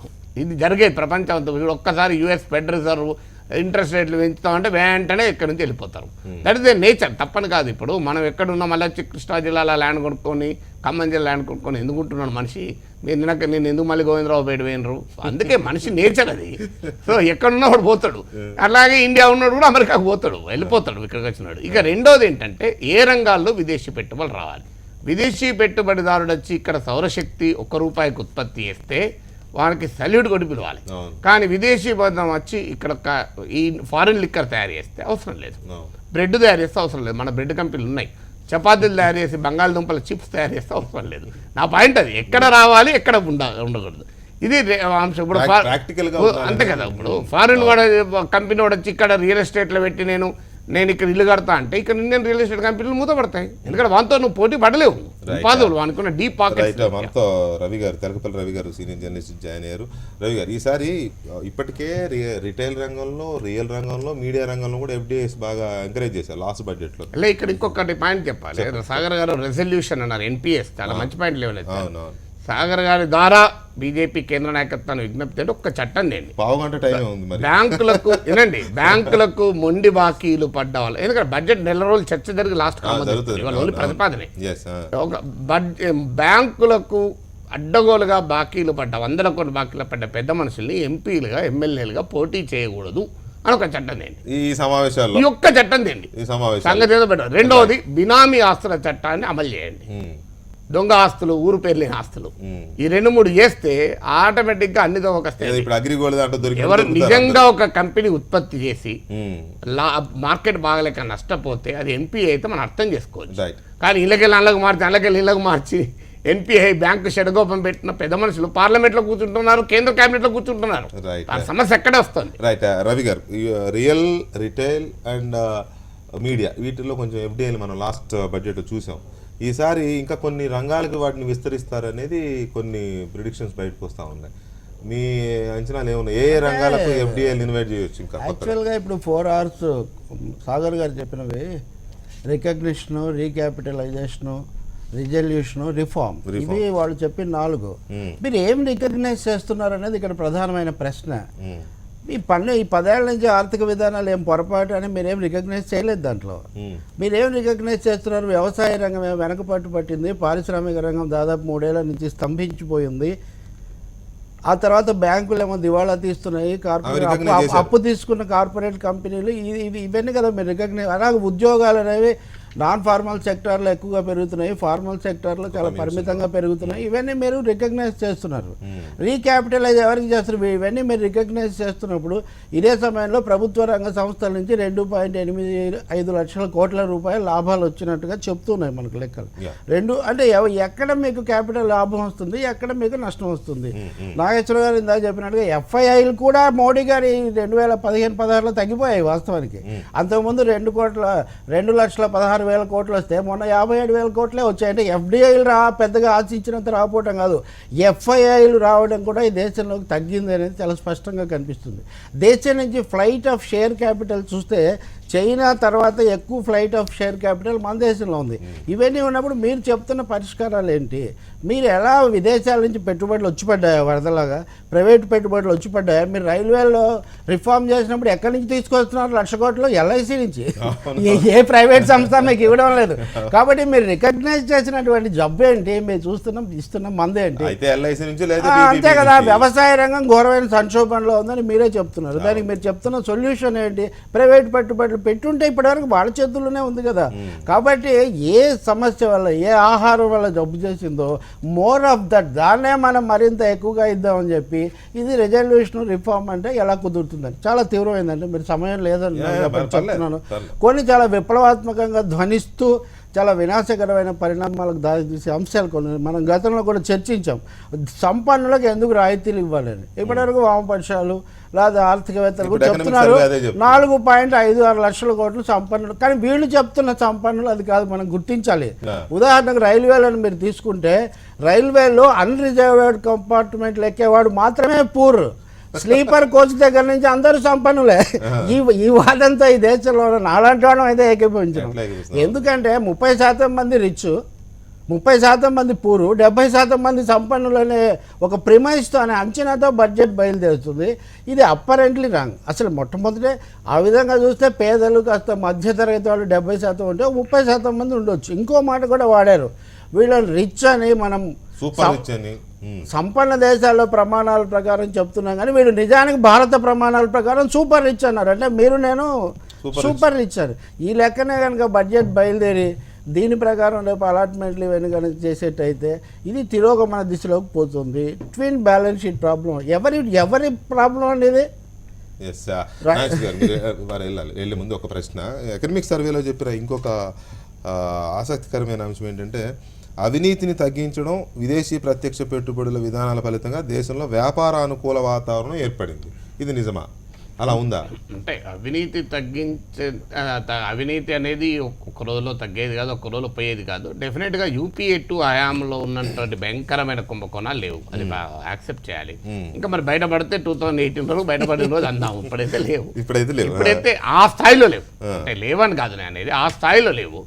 ఇక రెండోది ఏంటి అంటే, విదేశీ పెట్టుబడుల వల్లనే అంటే చిన్న మీకు అడ్డొస్తున్నారు, స్కాములు లేకపోవచ్చు కానీ కింది స్థాయి నుంచి జరిగే పొలిటికల్ కరప్షన్ కానీ లేకపోతే అది నేనే అన్నాను కదా, అవినీతి పోలేదు. అది కదా మెయిన్, సామాన్యుడిని ఇబ్బంది పెట్టేది. నేను ఒక బెంచ్ మార్క్ కంపేర్, ఇప్పుడు ఫారిన్ క్యాపిటల్ చూసేది అంటే యూపీఐఎంలో కోల్ స్కామ్ ఇట్లాంటి స్కామ్స్తో దాంతో పోలిస్తే నేను అన్నది, ఇప్పుడు రోజుకు 20 గంటలు తాగేటోడుతో పోలిస్తే 2 గంటలు తాగేటోడు తక్కువ తాగినట్టే కదా. ఫండమెంటల్ పాయింట్ నేను అడుగుతున్నది, యూపీఏ తరాలో కుంభకోణాలు కొన్ని రియాలిటీస్ ఒప్పుకోవాలి. మన అన్నింటినీ ఏదో ఒప్పుకోవాలంటే కూడా కరెక్ట్ కాదు. అది స్కామ్లో యూపీఏ తరహా కుంభకోణాలు ఇప్పుడైతే బయటికి రాలే ఇంకా. సో ఇక రెండోది ఏంటి అంటే, మనకు ఫండమెంటల్గా విదేశీ పెట్టుబడుల వల్లనే మొత్తం మారదు. విదేశీ పెట్టుబడులు ఈ దేశానికి అవసరము. ఈ దేశానికి క్యాపిటల్ లేని రంగాల్లో, టెక్నాలజీ లేని రంగాల్లో విదేశీ పెట్టుబడులను మనం ఖచ్చితంగా ఆహ్వానించాలి. దాంట్లో అనుమానమే లేదు. ఎందుకంటే ప్రపంచంలో, ఈ రోజున్న ప్రపంచంలో ఏ దేశము తనకు తానుగా ఉండలేదు ఐసోలేటెడ్గా, అది ఇంపాసిబుల్. అయితే క్యాపిటల్, టెక్నాలజీ సెలెక్టివ్గా ఎందుకు మరి ఈ రంగాల్లో రమ్మంటే వస్తారా అంటే ఆప్షన్ మనం ఇదే ఇస్తే వస్తారు, రాకపోతే క్వశ్చన్ లేదు. ఇప్పుడు ఇంకొక పాయింట్ ఏంటంటే, మన దేశంలో ఉన్నది ఈ ఫారిన్ క్యాపిటల్ కూడా వచ్చి ఇక్కడ క్రోనిజాన్ని డెవలప్ చేయొచ్చు. ఇప్పుడు ఎన్రాన్ ఉదాహరణ ఉంది మనకు, సో వరల్డ్ కామ్ ఉదాహరణ ఉంది. అలాంటి క్రోనిజం డెవలప్ కాకుండా చూడాలి. టాటా గారిని ఒకసారి అడుగుతారు, మీ తరం పెట్టుబడిదారులకు ఈ తరం పెట్టుబడిదారులకు తేడా ఏంటి అంటే, టాటా గారు అంటారు, మా తరం పెట్టుబడిదారులు ఉత్పత్తి చేసి సంపాదించారు, ఈ తరం పెట్టుబడిదారులు మ్యానిపులేట్ చేసి సంపాదిస్తున్నారు. అందువల్ల we want more productive capital. చాలా మందికి రాంగ్ ఇంప్రెషన్ ఏముంటుందంటే, 2 ఎక్స్ట్రీమ్స్ ఉన్నాయి మన దేశంలో. ఒకటి క్యాపిటల్ అంటేనే దుర్మార్గమైంది అని, అదొక ఎక్స్ట్రీమ్. ఇంకోటి ఏంటంటే క్యాపిటల్ ఏదైనా గొప్పది అని. నా దృష్టిలో 2 తప్పు. మార్కెట్ మ్యానియా ఉండకూడదు, మార్కెట్ ఫోబియా ఉండకూడదు. స్టేట్ మ్యానియా ఉండకూడదు, స్టేట్ ఫోబియా ఉండకూడదు. అన్ని ప్రభుత్వ రంగంలో ఉండాలనే సిద్ధాంతం కరెక్ట్ కాదు. అన్ని విశృంఖల ప్రైవేట్ రంగంలో ఉండాలన్న సిద్ధాంతం కూడా కరెక్ట్ కాదు. రైల్వే స్టేషన్లు ఎదురుగా శానిటేషన్ టాయిలెట్లు ఉంటాయి, అది రైల్వేల చేతులు ఉంటే ఎట్లా ఎంత దరిద్రంగా ఉంటాయి. ఎవరైనా మీనా వాళ్ళకు ప్రైవేట్ కాంట్రాక్టర్లకు ఇచ్చిన తర్వాత బాగుపడ్డది. ఫ్యాక్టరీ ఎందుకు ఒప్పుకోవద్దు మనం? అందువల్ల మనము ఆ బ్యాలెన్స్ ఎంత మేరకు ఎకానమీలో మెయింటైన్ చేస్తామన్నదే క్వశ్చన్. ఒక చిన్న మాట, వారు చెప్పినట్టుగా భారతదేశం సోషలిస్ట్ తరహానే తీసుకుంది. సోషలిస్ట్ తీసుకోవాలా? ఇప్పుడు టాయిలెట్లు ప్రైవేట్ రంగానికి ఇస్తే ఎట్లా ఉంటుందో, ఇప్పుడు విజయవాడ రైల్వే బస్ స్టాండ్లో మీరు దిగితే మీరు ఒకటికి వెళ్ళాలంటే కూడా 5 రూపాయలు ఇవ్వాలని క్యూలో నిలబెడుతూ ఉన్నారు. కాబట్టి ఈ దేశంలో వీటి అమలులోకి వచ్చేసరికి వీటి స్వరూపం ఎట్లా ఉందనే ప్రశ్న ఇక్కడ మనకు ప్రధానంగా ఉత్పన్నమవుతుంది. రెండో అంశం ఏంటంటే, అసలు పెట్టుబడులు వచ్చాయా? ఒక 20 ఏళ్ళ నుంచి మీరు చేస్తున్నప్పుడు విదేశీ పెట్టుబడులు ఎఫ్డిఐలు వచ్చి ఏ స్థాయిలో వచ్చి దేశాన్ని అభివృద్ధి చేసాయి అనే ప్రశ్న మనం వేసుకోవాలి కదా. రైల్వేలకు మేము ప్రైవేట్ రంగానికి ద్వారాలు తెచ్చామని మీరు తెరిచిన తర్వాత కూడా ఎవరు వచ్చి పెట్టుబడులు పెట్టారు అంటే, వాడు ఇక్కడి నుంచి ఆ భూములు తీసుకొని పోవడానికి లేకపోతే రాయితీలు పొందడానికి ఎగబడుతున్నారు. కానీ ఇప్పుడు ఒక మాట మనం అరవింద్ సుబ్రహ్మణ్యం చెప్పిన దాంట్లో ఒప్పుకోవచ్చు. ఏమని, విమాన ఇంధనానికి మనం ఎందుకు రాయితీ ఇవ్వాలనే ప్రశ్న మనం తప్పకుండా చేయొచ్చు. కానీ అదే 10 మంది ప్రయాణించే, ఎక్కువ మంది ప్రయాణించే దానికి ఎందుకు రాయితీ ఇవ్వాలి, సబ్సిడీ ఇవ్వాలి? వాళ్ళు సంపన్నులకు పోతుంది కదా. రైల్లో ఉదాహరణకు అన్రిజర్వ్డ్ కాకుండా అందరూ సంపన్నులే కదా. అంటే ఇవాళ రేపు సంపన్నులు అంటే సదుపాయాలు పెంచాలని కోరుకునే బదులు వాటిని సంపన్నుల్లో లెక్కేసి అవన్నీ కోతకోయాలంటే అది రాలేదు కదా అనేది కూడా ఇక్కడ ఒక పెద్ద ప్రశ్న. సాగర్ గారు మీరు చెప్పిన 3, 4, 6లో రిజల్యూషన్తో రవి గారు విభేదించారు. మీరు Resolution reform also. Reform Reform is also మీరు ఏదో కొన్ని గుర్తించామని చెప్తున్నారు కానీ వాటికి ఇచ్చిన ప్రయారిటీ ఏంటనేది వారు లేవనెత్తిన బేసిక్ క్వశ్చన్. అంటే రవి గారితో నేను ఎక్కడ ఏకీభవిస్తాను అంటే వారు అన్న ఇష్యూస్ అయితే ఉన్నాయో ఈ ఎకానమీలో, ఇండియన్ ఎకానమీలో తప్పకుండా కూడా ఉన్నాయి. బ్యాంకింగ్ రంగంలో కానివ్వండి, ప్రైవేట్ రంగంలో కూడా ప్రైవేట్ రంగం వ్యవస్థని ఎట్లా మిస్యూటిలైజ్ చేస్తున్నది అన్నది కూడా నేను వారు చేసిన సూచనల్ని, వారు చేసిన గమనికల్ని తప్పకుండా కూడా మనం ఇన్వైట్ చేయాల్సిన విషయం. ఎందుకంటే లూట్ అన్నది జరుగుతూ ఉన్నది. అది ప్రైవేట్లోనేమో బ్యాంకుల్ని లేకపోతే ఫైనాన్షియల్ సబ్వర్షన్తో జరుగుతూ ఉన్నది, ఫైనాన్షియల్ ఇన్స్టిట్యూషన్స్ని. అది గవర్నమెంట్ పరిస్థితికి వస్తే ఇన్ఎఫిషియన్సీ అండ్ కరప్షన్ ద్వారా జరుగుతూ ఉంది. సో మనం అర్థం చేసుకోవాల్సిందంటే 2 రంగాలలో కూడా ప్రాబ్లమ్స్ ఉన్నాయి. ప్రైవేట్ రంగంలోనేమో ఎక్స్ప్లోయిటేషన్ ఉంది, గవర్నమెంట్ రంగంలోనేమో ఇన్ఎఫిషియన్సీ ఉంది. కాబట్టి ఆ రూపాయి ఏదైతే ఇన్వెస్ట్ అవుతా ఉందో అది గవర్నమెంట్ రూపాయి అయినా బయట వాళ్ళ రూపాయి అయినా ఆ ఇన్వెస్ట్మెంట్కి రిటర్న్ అయితే రావాలి కదా. రిటర్న్ వస్తేనే కదా భారతదేశం వెల్ఫేర్ గవర్నమెంట్. పూర్తిగా ఆర్థిక లెక్కల నేను ఒకటే మీరు మాట్లాడండి, నేను ఫినిష్ చేయండి. నేనేమంటున్నా అంటే వారు ఎఫ్డిఐ రాలేదు అనడం అది వాస్తవం కాదు. ఎందుకంటే వాస్తవాలు మనం మాట్లాడుకోవాలి. వారు ఎఫ్ఐఐస్ని ఎఫ్డిఐస్ని కంపేర్ కూడా చేయొద్దు. టెక్నికలీ ఎఫ్ఐఐస్ అనేవి స్టాక్ మార్కెట్లో, మనీ మార్కెట్లో, తర్వాత ఎంసీఎక్స్లో ఇక్కడ అక్కడ ఇన్వెస్ట్ చేసి ఇమీడియట్ రిటర్న్స్ కోసం చూసేది ఫారిన్ ఇన్వెస్ట్మెంట్స్ ఇన్ఫ్లో. అయితే ఇన్స్టిట్యూషనల్ ఇన్వెస్టర్స్, ఆ ఇన్స్టిట్యూషనల్ ఇన్వెస్టర్స్ ట్రేడ్ చేస్తారు. They are not into production. అది ఎక్విటీ కాదు, అంటే వాళ్ళు ఓనర్షిప్ ఉండదు, వాళ్ళు లాంగ్ టర్మ్ ప్లేస్మెంట్ అన్నది జరగదు, అది ఓన్లీ షార్ట్ టర్మ్. ఆ ఫ్లైట్ ఆఫ్ ఇన్వెస్ట్మెంట్స్ ఆ ఏరియాలో తప్పకుండా కూడా ఎక్కువ ఉంటాయి. అదేమో మన ఇండియాకి సంబంధించిందే కాదు, భారతదేశం ప్రపంచం మొత్తంలో అట్లే ఉంటాయి. అందుకని చైనా ఈరోజు పడదు. కాబట్టి లేకపోతే చైనా పైకే పోతూ ఉండాలి కదా. వాళ్ళ ఇన్వెస్ట్మెంట్స్ చాలా ఎక్కువ ఉన్నాయి. ఎఫ్ఐఎస్ మొత్తం ప్రపంచం మొత్తం ఎఫ్ఐఎస్ వాళ్ళ దగ్గర ఇన్వెస్ట్ చేశారు. ఎఫ్డిఐస్ నేను అంత కావాలంటే మొత్తం లిస్ట్ ఇస్తాను, వారు చూడాలి. ఎఫ్ఐఐస్ 2015లో 39% పెరిగినాయి, అంటే ఆల్మోస్ట్ 40% పెరిగినాయి. ఎఫ్డిఐస్ 2015లో 40% పెరిగి 2016 అంటే ఇప్పుడు వచ్చే ఈ క్రమంలో అంటే ఫిబ్రవరి 2015 వరకు 85% పెరిగినాయి. మంత్ ఆన్ మంత్ ఉన్నది నా దగ్గర, మీరు చూడొచ్చు లిస్ట్ మంత్ ఆన్ మంత్. దాని అమౌంట్ మీరు చూస్తే 1,25,960 కోట్లు, 28 మిలియన్ జస్ట్ ఒక ఏప్రిల్లోనే వచ్చింది. అంటే మంత్ ఆన్ మంత్ నేను చెప్పగలుగుతా. ఏప్రిల్ 2014లో ఎంత వచ్చింది, జనవరి 2015లో 27,880 కోట్లు వచ్చినాయి. ఒక్కొక్క మంత్ చెప్తా ఉన్నాను. ఫిబ్రవరిలో 20,907 అంటే మొత్తం కలిపితే ఒక నిమిషం, మనం దేనికి కంపారిజన్ చేస్తా ఉన్నాం అంటే ఏదైనా బెంచ్ మార్కింగ్ ఉండాలి. మీకు తక్కువ వస్తుందా ఎక్కువ వస్తుందా అంటే ఎవరితో కంపేర్ చేస్తాం. మరి ఎవరితో కంపేర్ చేస్తా ఉంటే 7.5% గ్రోత్ రేట్ జీడిపిది ఉన్నది మనకంటే 7 to 7.5 నడుస్తా ఉన్నది, 7.3 to 7.5. అంటే ప్రపంచంలోనే అతి పెద్ద అతి ఫాస్టెస్ట్ గ్రోయింగ్ ఎకానమీ నంబర్స్ ద్వారా. అంటే ఇది మా నంబర్లు కావు, ఇవన్నీ బయట నంబర్లే, ఇవన్నీ స్టాటిస్టిక్సే. ఆ స్టాటిస్టిక్స్ని మీరు ట్రాక్ చేస్తారంటే అది వారికి ఇడిచిపెడతా. కానీ నేనేమంటున్నా అంటే వారితో నేను ఒప్పుకునేది ఏంటంటే ఎఫ్ఐఎస్ ఫ్లీట్ అవుతా ఉన్నాయి. దానికి మ్యాక్రో ఎకానమిక్ సినారియో ఎక్కడ కూడా స్టాక్ మార్కెట్స్ కరెక్ట్ లేవు కాబట్టి people are holding their money. FDIs పెరుగుతూ ఉన్నాయి ఎందుకంటే వరల్డ్ వైడ్ రిసెషన్ నడుస్తూ ఉంది, ఆల్మోస్ట్ రిసెషన్ సిచ్యువేషన్ ఉన్నది. కాబట్టి ఇన్వెస్ట్మెంట్స్ ఎక్కడ పెట్టాలి? మన వాళ్ళు ఓపెన్ చేసి విండోస్ డోర్స్ అన్ని ఓపెన్ చేసి ఇన్వెస్ట్మెంట్స్ అడుగుతా ఉన్నారు. మనకు అవసరం ఉంది కాబట్టి మన దగ్గర సేఫ్టీ కూడా ఉంది, మన డెమోక్రసీ కాబట్టి people are investing. So we should be very happy. $351 billion of forex, స్వతంత్ర భారతదేశంలో $351 బిలియన్ ఫారెక్స్ నిలువలు ఎప్పుడు లేవు. రైట్ అయ్యర్ గారు, లాస్ట్ బడ్జెట్లో మనం చూస్తే మామూలుగా ఎప్పుడు బడ్జెట్ వచ్చినా కూడా ఒకటి ఈ ప్రైస్ ఇండెక్స్ ఎలా ఉండబోతుంది అనేది, ట్యాక్సేషన్ ఒకటి. ట్యాక్సేషన్లో ఇండివిజువల్ ట్యాక్స్ తగ్గించబోతున్నారా, పెంచబోతున్నారా, లేకపోతే మిగతా ఎలా ఉన్న కార్పొరేట్ ట్యాక్సెస్ ఎలా, ఇది ఎక్కువ చూస్తారు. ఒకటి ధరలు, వీటి మీద ఎక్కువ ఫోకస్ వీటి మీద. ఎందుకంటే Indian psychology middle class mentality కాబట్టి ఎక్కువ ఆ దిశగా పోతుంది. కానీ లాస్ట్ బడ్జెట్లో అందరూ డిబేట్ చేసింది ఎఫ్డిఐస్ మీద. ఎఫ్డిఐస్కి ఓపెన్ డోర్స్ పెట్టారు, అది రియల్ ఎస్టేట్ రంగంలో కానీ, రిటైల్లో కానీ, అండ్ మీడియా ఇంక్లూడింగ్ మీడియాలో కూడా పెట్టేసరికి అందరూ దాని మీద ఫోకస్ పెట్టారు. డిబేట్ జరిగింది. నిజానికి ఆయన చెప్పినట్టు మేబీ ఎఫ్డిఐస్ భారీ ఎత్తున వస్తే వచ్చి ఉండొచ్చు. ఐఎమ్ సారీ, నేను అంత డీప్గా దాన్ని చూడలేదు, ఎంత వచ్చాయి స్టాటిస్టిక్స్ ఐ డోంట్ హ్యావ్. ఇక్కడ ఎఫ్డిఐస్ వచ్చిన తర్వాత రియల్ సెక్టర్ ఏమైనా బూమ్ వచ్చిందా, బూస్ట్ వచ్చిందా ఇప్పుడున్న పర్సంటేజ్ సరిపోతుందా, ఇంకెక్కువ మోర్ యు వాంట్? ఎఫ్డిఐస్ వచ్చిన తర్వాత there has been definite improvement. Sir చెప్పినట్టే డీటెయిల్స్ అవన్నీ మనం Boom వచ్చిందా? టు అన్ ఎక్స్టెంట్ ఇంప్రూవ్మెంట్ వచ్చింది. ఈ బడ్జెట్లో ఇంకొక పాయింట్ పైన ఇస్ సంథింగ్ దట్ మేము కూడా ఎక్స్పెక్ట్ చేస్తున్నాము, REIT, real estate investment trust. So REIT ఏంటంటే మన though it is been in presence for some time, కానీ ఇప్పటివరకు ఎప్పుడు సక్సెస్ రాలేదు. దేనివల్ల అంటే ఇప్పుడు వరకు మన క్యాపిటల్ గెయిన్స్ ఎఫెక్ట్ దానిపైన ఉండే, మినిమం ఆల్టర్నేట్ ట్యాక్స్ ఉండే, and DDT dividend distribution tax ఉండే. సో లాస్ట్ మోడిఫికేషన్లో మన క్యాపిటల్ గెయిన్స్ అండ్ మన మినిమం ఆల్టర్నేట్ ట్యాక్స్ని ఎలిమినేట్ చేస్తారు, కానీ డిడిటీని మాత్రం ఇప్పుడు వరకు హోల్డ్ చేస్తారు.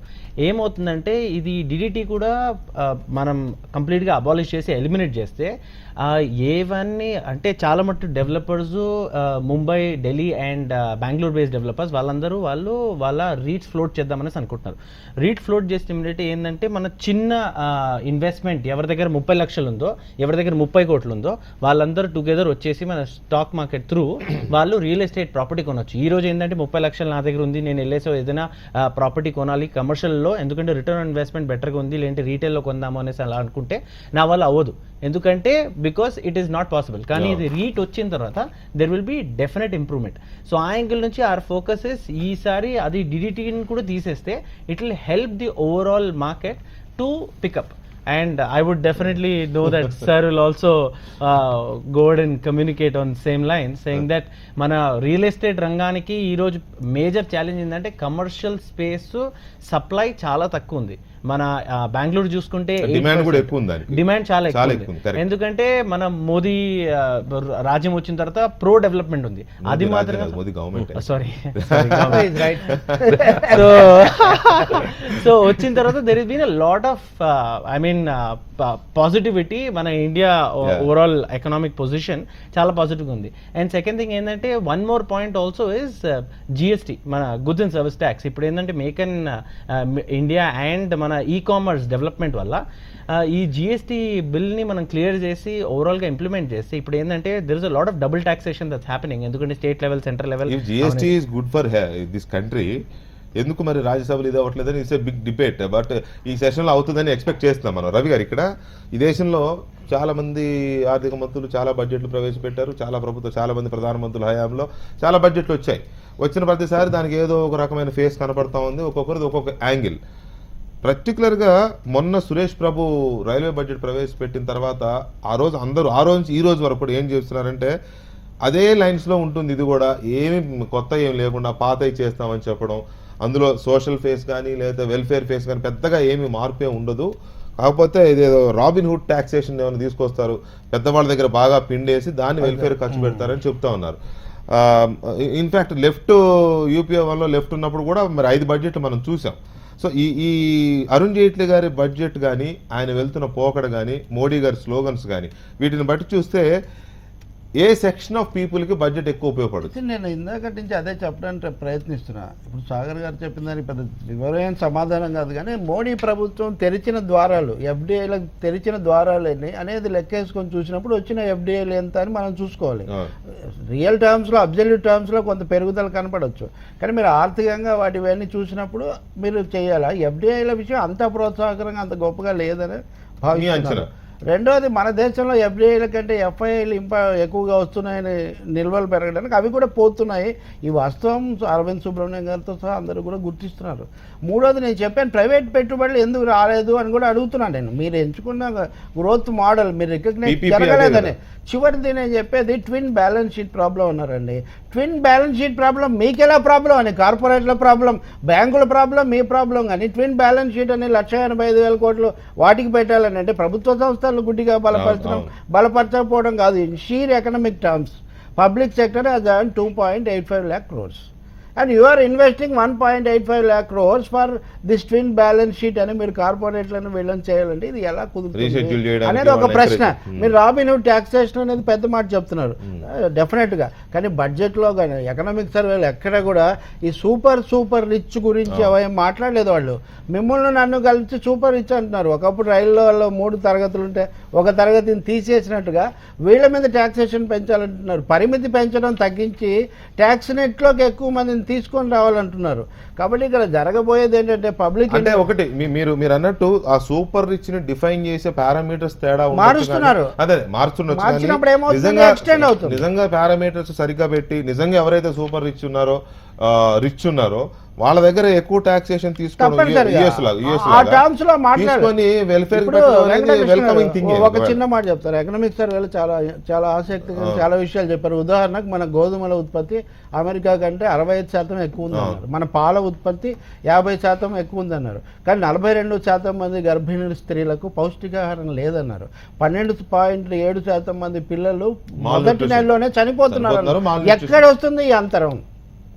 అమెరికా కంటే 50% ఎక్కువ గోధుమలు పండిస్తున్న దేశంలో 42% మంది గర్భిణీ స్త్రీలు పౌష్టికాహారం. అంటే అమెరికాలో కల్టివేట్ అవుతున్న ఎక్కడ land సమస్య? population, మన దగ్గర కల్టివేట్ అవుతున్న ఎక్కడ ఈ land తేడా population. అంటే ఈ miss match. India is the rich country with poor people అన్నట్టుగా దీన్ని బ్రిడ్జ్ చేయడానికి ఏం చేయబోతున్నారు అనేది ప్రశ్న. కానీ అట్లా చూసినప్పుడు వీళ్ళు చెప్తున్న రిఫార్మ్ మోర్ ఆర్ లెస్ ఇంచుమించుగా ఇంతకుముందు కొనసాగుతున్న దాని పరంపరలోనే ఉంది తప్ప ఇక్కడ ఈ వ్యత్యాసాలు పెరగడానికి ఉదాహరణకు 10% మంది మొత్తాన్ని అదుపు చేయి ఇట్లాంటివి మనం వింటుంటాం. పెట్టుబడిని వ్యతిరేకించడం, It is true కదా. కార్పొరేట్ రహిత భారతాన్ని నేనేం ఊహించడం లేదు. కానీ మోడీ లాంటి వ్యక్తి అంటే చాయ్వాలా నుంచి అని అన్న వ్యక్తి ఆ ప్రభుత్వంలో అయినా కొన్ని రంగాల్లో అయినా ప్రాధాన్యత క్రమం మార్చడానికి మీరు సిద్ధమవుతున్నారా అంటే ఎకనామిక్ సర్వేలో అటువంటివి మాత్రం లేవు. More of the same thing అనేదే ఇందులో చాలా ఎక్కువగా కనిపిస్తుంది. రైట్. పన్ను ఎవరైతే ఇప్పుడు దేశంలో పన్ను కడుతున్నారో ఓన్లీ 5% మాత్రమే అంతే. పన్ను కడుతున్నారని ఎకనామిక్ సర్వే చెప్పింది ఏంటంటే 20 నుంచి 22% వరకు వాళ్ళని తీసుకురావాలని టార్గెట్ పెట్టుకోవాలనేది ఎకనామిక్ సర్వే చెప్పింది. ఎందుకంటే నిజంగా కూడా వచ్చింది అంత కెపాసిటీ పెరిగింది. కార్పొరేట్ సెక్టర్ అంటాం ఇప్పటివరకు మనం, కానీ కార్పొరేట్ ఎంప్లాయీస్ కూడా ఉన్నారు. వాళ్ళు కూడా ట్యాక్స్ కట్టగలిగే స్టేజ్లో ఉండి కూడా కట్టట్లేదు, ఓన్లీ 5% మాత్రమే కడుతున్నారు. సో 20 నుంచి 22% మందిని పన్ను పరిధిలోకి తేవాలనేది వీళ్ళు ఇచ్చే టార్గెట్. కానీ బేసిక్ లైన్ పెంచడం అని అంటే తగ్గించాలి. వీళ్ళని తీసుకురావాలంటే బేసిక్ లైన్ తగ్గించాలి. ఆ 2.5 lakhs నుంచి 1.5 తేవాలి. అప్పుడు అది అంత సాహసం చేస్తారా ఈ వెల్ఫేర్ గవర్నమెంట్స్? అంటే ఇక్కడ మీరు అర్థం చేసుకోవాల్సింది ఏంటంటే ఇన్కమ్ ట్యాక్స్ గురించి మాట్లాడిన విషయం కాదు, కార్పొరేట్ ట్యాక్స్ గురించి మాట్లాడిన విషయం. ఇన్కమ్ ట్యాక్స్ ఎప్పుడు కూడా ఏమవుతుందంటే బాటమ్ ఆఫ్ ద పిరమిడ్ లో ఎక్కువ మంది తక్కువ ఆర్జించే వాళ్ళు ఉంటారు. కాబట్టి వాళ్ళని ఎగ్జామ్ట్ చేస్తూ 2.5 lakhs ఐటీ ఎగ్జామ్షన్ ఇవ్వడం జరిగింది ఇంతకుముందు. దాన్ని పెంచడమే జరుగుతుంది. తగ్గిస్తే మీరు అన్నట్టు ఇంకా ఎక్కువ మందిని నెట్ తీసుకురావచ్చు. కాబట్టి నెట్ ఆ విధంగా కాదు. నెట్ ఏ విధంగా పెరుగుతుంది అంటే రేట్ పర్సంటేజ్ ని ఒక క్లాసిఫికేషన్ చేస్తూ సూపర్ రిచ్ ని ఎక్కువగా ట్యాక్స్ చేసి, అది మీరు మాట్లాడేది ఇన్కమ్ ట్యాక్స్ గురించి అయితే. కార్పొరేట్ ట్యాక్స్ గురించి అయితే ఇక్కడ ఇష్యూ ఏంటంటే జిఎస్టీ రాకపోతే సర్వీస్ ట్యాక్స్ పెరిగే ఛాన్సెస్ ఉన్నాయి. నేను మీకు వెంకటకృష్ణ చెప్పే విషయం ఏంటంటే జిఎస్టీ రాకపోతే సర్వీస్ ట్యాక్స్ పెరిగే ఎక్కువ ఛాన్సెస్ ఉన్నాయి. అది కూడా అక్కడ నెట్ ఎక్కువ సర్వీసెస్ ని ఆ పరిధిలోకి తీసుకునే ఛాన్సెస్ ఎక్కువ. రైట్. లోక్సభలో అరుణ్ జైట్లీ బడ్జెట్ ప్రవేశపెడుతున్నారు. ఒకసారి అది లైవ్ చూద్దాం.